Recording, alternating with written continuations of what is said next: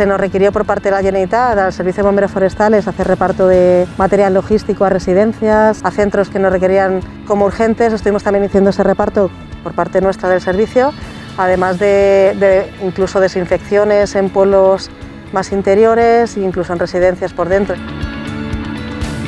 Lo más complicado fue adaptarnos y gestionar las tensiones que se pudieran producir por esa situación, un poco de respeto, de miedo a la enfermedad que estábamos viviendo todos y las personas que teníamos más vulnerables alrededor. Y sobre todo a la hora de salir a la emergencia, por ver cómo coger esos hábitos de uso de mascarilla, de desinfecciones continuas en la base, incluso hacer turnos de trabajo distintos, blindados y para comer, en los que no hubiera cercanía. No hay muchas mujeres en el mundo rural. Afortunadamente eso ha cambiado en los últimos años, pero hace 15, 20 años no era así. Es positivo que haya mujeres siempre en estos servicios porque aportamos todos cosas buenas.